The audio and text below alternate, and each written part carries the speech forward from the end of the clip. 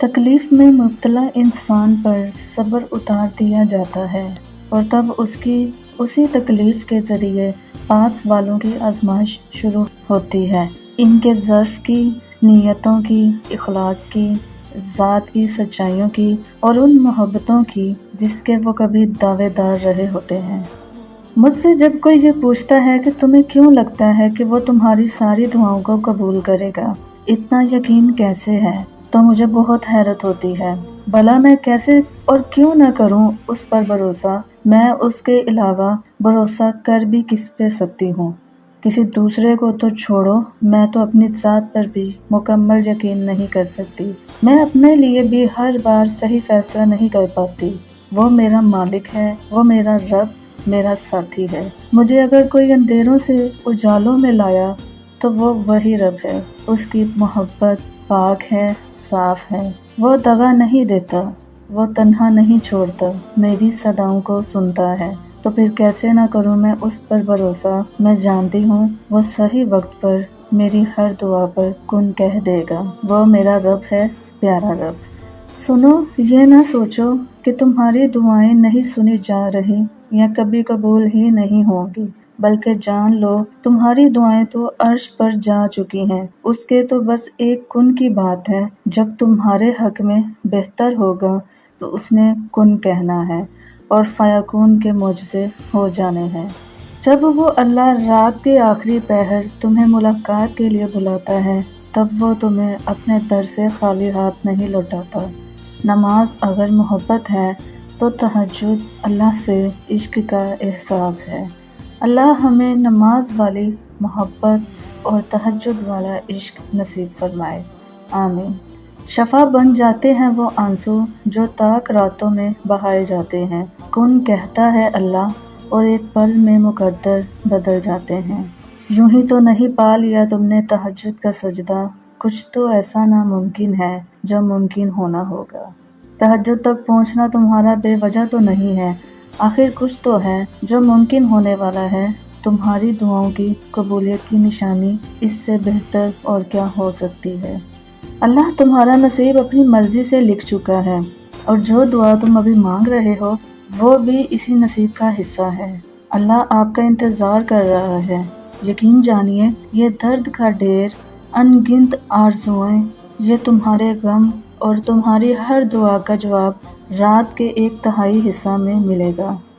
تہجد بہت خوبصورت عبادت ہے، جہاں کچھ ملے نہ ملے لیکن رب ضرور مل جاتا ہے۔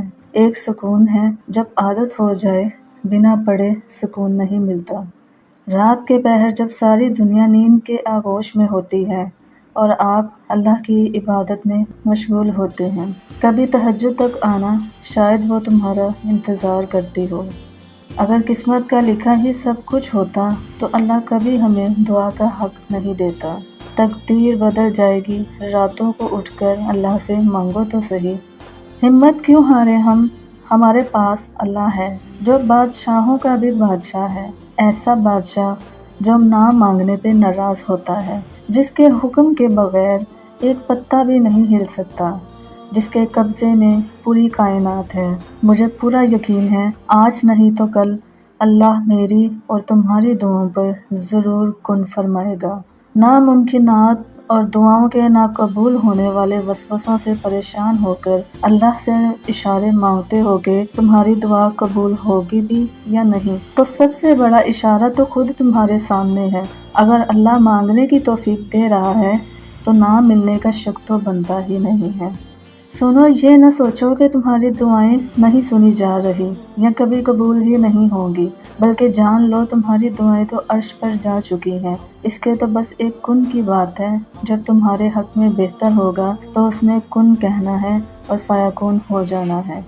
کبھی سوچا ہے اللہ کو دعا قبول نہ کرنی ہوتی تو وہ بلا وجہ تمہارے دل کو ایک ہی دعا پر کیوں روک دیتا؟ اگر قبول نہ ہونی ہوتی تو اللہ تمہارا دل بدل بھی تو سکتا تھا۔ اور یاد رکھیں، زندگی میں خوبصورتی صرف اللہ کے ذکر سے ہے۔ آپ جتنا اللہ کے قریب ہوں گے، زندگی اتنی حسین ہوگی۔ آپ جتنا اللہ کے قریب ہوں گے، دل اتنا مضبوط ہوگا۔ آپ جتنا اللہ کا ذکر کریں گے، دل اتنا خوبصورت اور وسیع ہوگا۔